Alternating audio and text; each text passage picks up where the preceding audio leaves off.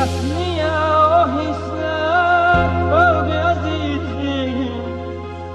Doğmalar Mənim ağlamağımı heç kim görmədi. Ürəyimə dağıldı mənim göz yaşım. Ağlıma gəlməzdi isti yay günü. Məndən ayrılarsan başlayar qışın.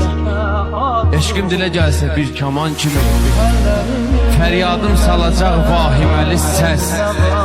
Mən onu sevirəm, o da özgəsin. Mən necə deyim ki, qovuşsun hər kəs.